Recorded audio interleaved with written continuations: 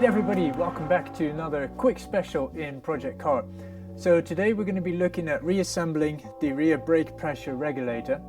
And the reason I'm doing this in a special is because there's very little information in the actual workshop manual, in the sense that it tells you how to remove it from the body by undoing the two bolts that go in here, and then it says do not touch anything else because you can't change the pressure to make sure it's still regulated correctly. That didn't work for me because mine was completely rusted and it needed some serious overhauling to make sure it worked and it's nice and clean again. So what I've done is I've assembled it here, but what we're going to do now is we're going to quickly go back in time and I'll show you step by step how to reassemble the brake pressure regulator. So with the parts now laid out on the table, we can have a quick look. So these are all the original parts that come off it. I'm going to replace the bolts because I'm not too keen on them. I mean, they're old, so they're going to be replaced. I need to put new gaskets on it. So I bought myself some generic gasket paper, two thicknesses. I think I've got, well, I'm not even sure what thickness I've got, but anyway, we're going to use those. Then I can't find anything in the actual manual, so I found this picture online which I've printed off, which basically lays out the entire components of it, and then we'll set it up from there. Now, there's one thing I did read in the E9 manual, is that whatever you do, don't adjust the pressure regulator bolt at the nut at the end. So I've actually left it where it is and powder coated the entire piece as is. Then with some aluminium tape, I think it's aluminium tape, taped off all the parts that needed to stay clean. So there's the inside two parts, so that they weren't powder coated, so eventually the gasket will sit in between and they'll come back onto the top of each other nicely. The bolts that are in here at the moment are just to keep it clean during powder coating, because this is where the brake lines will go in eventually. So anyway, we've got all the parts laid out, so our next step will be to actually assemble the lot. So we've got the big cap, then the spring goes on top of that, and then the small cap comes on at the bottom end. So we'll lay that ready to go. He comes out from the back, so he can go last in a minute. That one then goes through here, and he sits on that. Now, what we need to do first is, I think I've already forgotten a part. Yes, so we're going to take that apart again, because somewhere the actual piston needs to go in. So that's this unit. I think we already put a rubber seal at the far end, although actually I think that's my rubber seal that has to go in between there, so I need to take him off again very carefully because I've just powder coated. I don't want to damage it. He'll come off, and then we'll reassemble the lot again. So since I don't have a size 32 spanner, I've just used a adjustable spanner just to undo the top. Quickly unscrew that. Yeah, and as you can see, I forgot to put the seal ring back in, so I'll quickly do that. It just sits around it like that. Very simple, straightforward. Next step for us is to make a new gasket, because obviously there isn't any one anymore since I cleaned it during the sandblasting process. So I'm quickly going to make a new gasket for this, and then we'll reassemble everything. So I've quickly just laid up the top here, made a template out of it. I'm just going to use some scissors to cut it out quickly. Okay, now I just need to drill out the holes, and obviously the center hole still needs to go on. I'll do that last once it's in place. Okay, so the 4 holes have been cut out for the screws. Next will be to cut out the large hole itself. So I'm just going to use a pencil to mark the edge and then cut that out.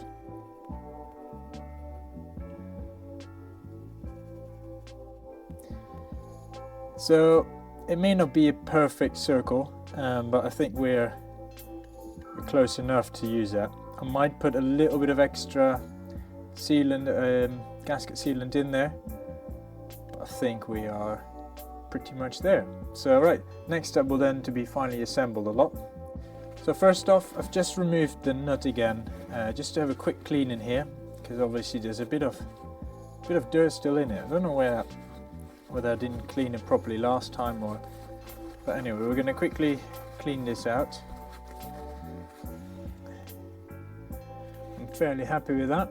We'll quickly clean the piston again since I inserted it and I was like, what? A lot of the old dirt came out, so. Right, so he's clean. Now we can hopefully finally start assembly. Just making sure the actual sealing nut is clean. Now piston goes in this way around.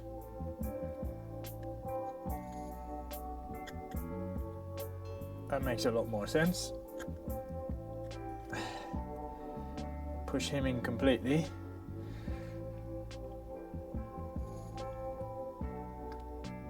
Right, now we've got something that works properly.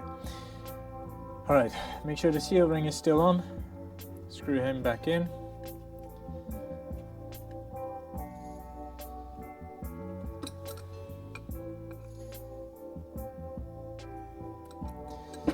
Like I said, hand tight initially, or tires can be hand tied, so that once it's mounted, obviously we'll check for leaks. But what we have now is, what did I say? We need one in the 10, 8 and 4 o'clock, so we've got that.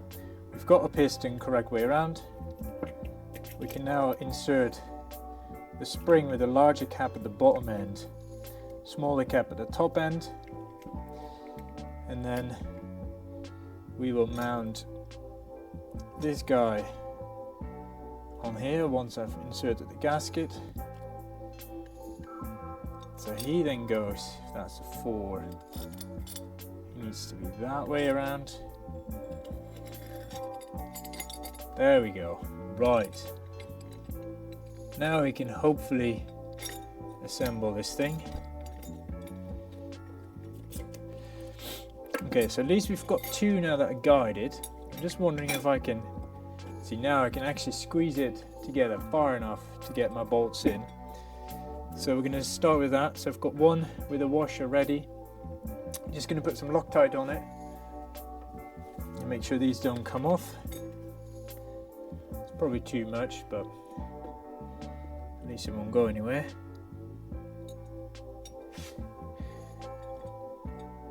Now then, see if I can compress it.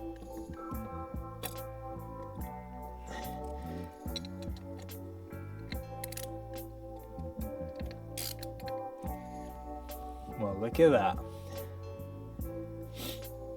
That actually works. So now all I have to do is tighten, obviously, the bolts. I'm going to take the long ones out and then replace them with short ones, obviously. So they can now come out, because that was just kept it nicely in place while I put the smaller ones in. Alright, we'll just screw them all in place. I think that's tight enough. So what we have here is a completely reassembled rear brake pressure regulator. Obviously the big bolts will come out once the fuel lines are ready to go in, but at least this way, sorry, the brake lines, but at least this way I can keep them clean. So yeah, we've got a little bit of damage here where I messed up with the masking tape. I might just give it a quick spray of paint just to mask that off. But yeah, I'm going to check if there's any, I didn't find any torque values in the book, so what I'll do is I'll just make sure they're nice and tight on here, and then I'm just going to torque seal them. Alright, so we've got the trusty torque seal. I'm just going to mark the nuts, the bolts. One day I'll get it right. So yeah, we'll let that harden out for a bit, and then I think we've completed the brake pressure regulator. We can put that away for now, and then once we come to assemble it, it's ready to go. And that's it really. That's the quickest way, or not the quickest, but that's the way to reassemble the brake pressure regulator. So as I said, at the moment I'm just letting it dry so that the torque seal can harden out. Once that's dried, I'm going to put it away, and then when we come to reassemble the car, we'll install it and we'll test it and we'll make sure it's not leaking. If it is, we'll just have to tighten the cover nut at the far end, that one there. So that's it for today. Thank you very much for joining me on this quick special. Hope it was useful to you if you come to overhauling your own pressure regulator. And I'll see you again next time in a normal episode on Project C.A.R, in which we're going to reassemble the rear subframe. Anyway, as usual, on the right side of me you can find